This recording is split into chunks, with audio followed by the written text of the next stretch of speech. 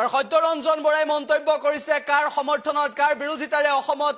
সৰ্বস্ত প্ৰতিবাদ সাব্যস্ত কৰিছে সৰ্বত্ৰ প্ৰতিবাদ সাব্যস্ত কৰিছে আৰু সত্যৰঞ্জন বৰাই এবাৰ কাৰ সমৰ্থনত ওলাই আহিছে আমি সবিশেষ জনাবলৈ গৈছো কাৰ বিৰুদ্ধে ৰাজ্যজুৰি প্ৰতিবাদ আৰম্ভ হৈছে উল্লেখ্য যে কাৰ অধিসূচনা জাৰি হোৱাৰ পিছত ৰাজ্যত কেনেকুৱা প্ৰতিক্ৰিয়াৰ সৃষ্টি হৈছে সে আমি আপোনালোকক জনাবলৈ চেষ্টা কৰিছো ফোন লাইনত সংযোগ স্থাপন কৰিছো সত্যৰঞ্জন বৰাৰ সৈতে সত্যৰঞ্জন বৰা ডাঙৰীয়া আপোনাৰ পৰা জানিব বিচাৰিছো যেহেতু কাৰ সমৰ্থনত ৰাজ্যৰ বিভিন্ন প্ৰান্তত বিজেপিৰ যিসকল নেতা আছে তেওঁলোকে মন্তব্য কৰিব পাৰে কিন্তু অসমৰ সৰ্বস্তৰৰ জনতাই কাৰ বিৰোধিতা কৰিছে আপুনি কাৰ সমৰ্থন কৰিব বিচাৰিছে কি ক'ব বিচাৰিব চাওক এটা কথা স্পষ্ট যে কাৰ আজি বলবৎ হ'ল কিন্তু মোক হয় সমৰ্থন কৰিব কোনোবাই বিৰোধ কৰিব আৰু মই এইটো কথাহে কম তেওঁলোকে যিটো বিষয় লৈ কাৰ বিৰোধ কৰিছে আচলতে অসমৰ জনতাক বিপথে পৰিচালিত কৰিছে একাংশ পেছাধাৰী আন্দোলনকাৰীয়ে এইকাৰণে কৈছো কাৰণ তেওঁলোকে কা হ'ব নিদো বুলি কা নামানো বুলি আন্দোলন কৰিলে কিন্তু আজি কা বলবৎ হৈ গ'ল মানে তেওঁলোকৰ গোটেই আন্দোলনটো যে এটা চৌবাজি আছিলে সেইটো প্ৰতিপন্ন হ'ল আৰু মানে অসমৰ জনতাৰ দাবীখিনি আপুনি কোনো কাম নাই বুলি ক'ব বিচাৰিছে অসমৰ জনতাৰ দাবী নহয় অসমৰ জনতাৰ দাবী লৈ যিসকলক প্ৰতিনিধি সজালে অসমৰ জনতাই পুনৰ এবাৰ ভুল কৰিলে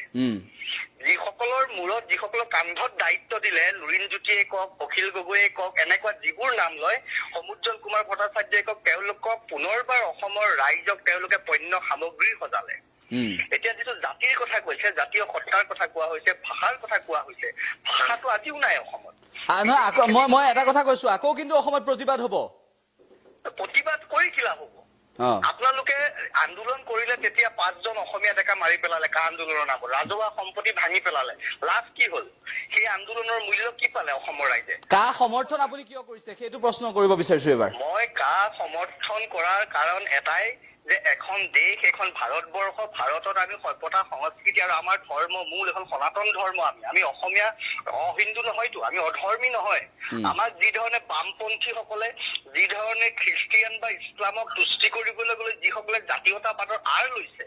তেওঁলোকে নিজকে নাস্তিক বুলি কয় তেওঁলোকে নিজকে জাতীয়তাবাদী বুলি কয় তেওঁলোকে ধৰ্ম নামানো বুলি কয় কিন্তু সেইখিনি মানুহে না মুছলমানৰ অত্যাচাৰ দেখি মাত মাতে না খ্ৰীষ্টিয়ান ধৰ্মৰ যি ধৰণে পদ্ধতিগতভাৱে খ্ৰীষ্টিয়ান মিছনাৰী স্কুলত আমাৰ ভাষা নষ্ট কৰা হৈছে যি স্কুলত শংকৰদেৱ নাজানে লাচিত বৰফুকন নাজানে যি স্কুলত ভূপেন হাজৰিকাক চিনি নাপায় তেওঁলোকৰ ঠিক আছে মই এটা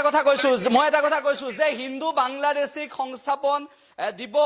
আফগানিস্তানৰ পৰা আহিব পাৰিব হিন্দু পাকিস্তানৰ পৰা আহিব পাৰিব আফগানিস্তানৰ পৰা আহিব পাৰিব কিন্তু মুছলমানৰ ক্ষেত্ৰত এই কাৰ জৰিয়তে একো নাই গতিকে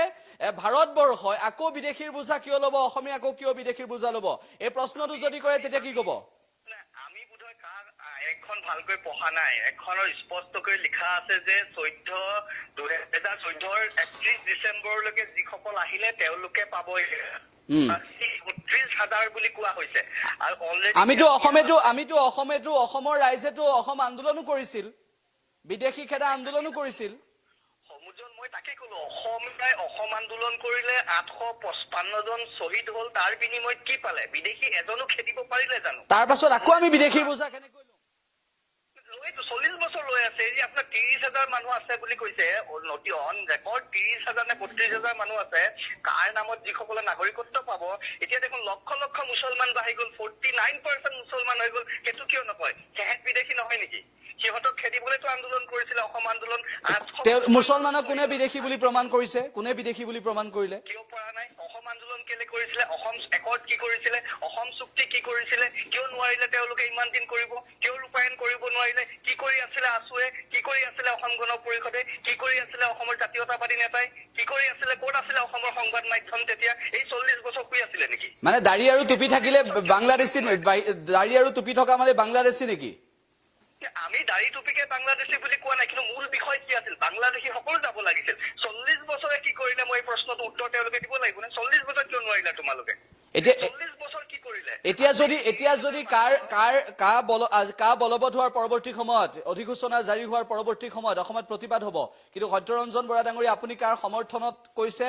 আপোনাক এটাই কথা সুধিব বিচাৰিছো অসমে আকৌ বিদেশীৰ বোজা ল'ব পাৰিব জানো 1971 পৰৱৰ্তী সময়ৰ কথা আমি কৈছো এনআৰচিৰ কথাও আহি পৰে অসমে মই কৈছো কৈছো নহয় অসমে 51 চনটো কৰিব লাগিছিল 51 চন নকৰিলে কিয় নকৰিলে এনআৰচিত 51 চন কিয় নকৰিলে কৰিব সেইটো লাগিছিল সেইটো যদি কৰে আমি তাত আছো আমি 51 চন কৰক আমি সেই বিষয়টোত আছো অসম চুক্তিয়ে কি কয় অসম চুক্তিত ভুল কিয় হ'ল তেতিয়াহ'লে মই কৈছো না অসম চুক্তিত সেই ভুল কৰা মানুহ কেইজন কোন সেইকেইজন বাহিৰৰ কোনোবা মানুহ নেকি প্ৰফুল্ল কুমাৰ মহন্ত অসমীয়া নহয় নেকি ভিগু কুমাৰ ফুকন অসমীয়া নাছিল নেকি সেই যিসকলে অসম চুক্তি কৰিছিল তেওঁলোক কোন আছিল সমুজ্জ্বল কুমাৰ ভট্টাচাৰ্য অসমীয়া নহয় নেকি সেই মানুহকেইজন কোন আমি বেলেগক যে দোষ দিছো সেই চুক্তি কৰা মানুহকেইজন কোন সেইকেইজন অসমীয়া নহয় নে সেইকেইজন বাঙালী আছিলে প্ৰফুল্ল কুমাৰ মহন্ত বাঙালী আছিলে নেকি ভিগু কুমাৰ ফুকন বাঙালী আছিলে নেকি আজি যে আপোনালোকে বাঙালী হিন্দুৰ কথা কৈছে সেই চুক্তি কৰি অহা মানুহকেইজন কোন আছিলে এতিয়া মোক কওক তেওঁলোকে কৰিছে নহয় গোটেই কথাটো বৰাকত অসমীয়া ভাষা বাদ দি বাঙালী ভাষাত স্বীকৃতি প্ৰদান কৰিলে কোনে কৰিলে তৰুণ গগৈ মুখ্যমন্ত্ৰী তৰুণ গগৈ কি বাঙালী আছিল নেকি তৰুণ গগৈ কোন হয় তৰুণ গগৈ যদি অসমীয়া হয় তেওঁ কি সাহসত দিব পাৰিলে দিয়া আমি অসমীয়া কেইটাই কৰিছো নহয় নিজৰ সুবিধাৰ কাৰণে সেই প্ৰফুল্ল কুমাৰ মহন্তই কওক সেইকাৰণে কাক লৈ আপোনাৰ কোনো আপত্তি নাই কাক লৈ আপোনাৰ কোনো আপত্তি নাই সেইবাবে আপত্তি নহয় মোৰ সামগ্ৰিকভাৱে যিটো পৰিৱেশ নিৰ্মাণ কৰা হৈছে সেই পৰিৱেশটোত আমি অসমীয়া মানুহখিনিয়ে অসমীয়া জাতিটোৱে আৰু ভুগিব লাগিব যেতিয়ালৈকে এই আন্দোলন পেছাধাৰী আন্দোলনকাৰী থাকিব যেতিয়ালৈকে নিজক প্ৰতিষ্ঠা কৰিবলৈ আন্দোলনকাৰীয়ে বেলেগৰ দ্বাৰা কাৰণ আন্দোলনকাৰী এজনে কৈছে মাইকেলে বোলে 16 কোটি টকা লৈ পেলাই আন্দোলন বন্ধ কৰিলে তেওঁলোকৰ ভিতৰৰ কথা নহয় নাই সেইবোৰতো দিয়ালৰ মজিয়াত আছে বিষয়বোৰ হয় আপোনালোকৰ সংবাদ মাধ্যমে বাতৰি প্ৰচাৰ কৰিছে যে কোনোবা ISI নে FSI কোনোবাই পইচা দিছে বিভিন্ন শিল্পীয়ে পইচা পাইছে বুলি সংবাদ মাধ্যমে বাতৰি প্ৰচাৰ কৰিছে সেই পইচাবোৰ কিয় ল'লে তেওঁলোকে তেতিয়াহ'লে ঠিক আছে মোক আপোনাৰ মোৰ সুধিবলগীয়া শেষৰটো প্ৰশ্ন হৈছে যে কাৰ সমৰ্থনত যেহেতু আপুনি বক্তব্য ৰাখিছে অসমৰ জনতাক আপুনি কি ক'ব জনতাক এই কথাটোৱে কম অসমৰ জনতাই মূলটো বুজক অসমৰ জনতা মূলত থাকক তলসৰা পাতৰ লগত লৰা ধেমালি কৰিবলৈ বহুত কৰিলে আন্দোলনৰ নামত তলসৰা পাতৰ লগত বহুত লৰা ধেমালি হ'ল অসমীয়া জাতিটো সীমাবদ্ধ কৰি ৰাখিলে পেছাধাৰী আন্দোলনকাৰীয়ে অসমীয়াই নিজৰ মন মগজু ব্যৱহাৰ কৰক যদি প্ৰকৃতাৰ্থত আজি বিশ্বলৈ নাযাওঁ বাদ দিয়ক বিহাৰত মহাৰাষ্ট্ৰত গুজৰাটী কোন বুলি প্ৰশ্ন নকৰে কিন্তু ইমান জাতীয়তাবাদ থকাৰ পিছত ইমান জাতিৰ কথা ভবা মানুহ থকাৰ পিছত অসমত কিয় প্ৰশ্ন উঠিল অসমীয়া কোন এইটো দুৰ্ভাগ্যকাৰ ইমান জাতীয়তাবাদ ইমান তাৰ পিছত অসমত কিয় উঠে বিহাৰত সোধকচোন বিহাৰী কোন গুজৰাটত সোধক গুজৰাটী কোন মহাৰাষ্ট্ৰত সোধক মাৰাঠী কোন কাণতলীয়াচৰ দাঁত খৰাই দিব যদি কাৰোবাৰ কলিজা আছে অসমত কেনেকে পাৰিলে অসমত যদি ঘৰে ঘৰে ইমান জাতীয়তাবাদী আছে ইমান নেতা আছে ইমান আন্দোলনকাৰী আছে কিয় পৰা নাই ক'ৰবাত জাতীয়তাবাদক পণ্য সামগ্ৰী সজোৱা হৈছে অসমীয়াই উপলব্ধি কৰক তেতিয়াহে অসমবাদ ঠিক আছে আপোনাক ধন্যবাদ জ্ঞাপন কৰিছো এইখিনি কথা জনোৱাৰ বাবে সত্যৰঞ্জন বৰা ডাঙৰীয়া আপোনাক ধন্যবাদ জনাইছো আৰু সত্যৰঞ্জন বৰাই কি মন্তব্য কৰিছে সেই মন্তব্য শুনিলে কেৱল সিমানেই নহয় কাৰ সমৰ্থনত যিমান এই মুহূৰ্তত মন্তব্য ৰাখিছে বিভিন্নজনে কিন্তু তাতোতকৈ বেছি সংখ্যক লোকে কিন্তু কাৰ বিৰোধিতা কৰিছে আৰু অসমত সেয়া প্ৰমাণ হৈছে ইতিমধ্যে আজি সন্ধিয়াৰে পৰা অসমৰ প্ৰান্তে প্ৰান্তে দেখিবলৈ পোৱা গৈছে প্ৰতিবাদ আৰু সেই প্ৰতিবাদৰ জুই অসমত আৰম্ভ হৈছে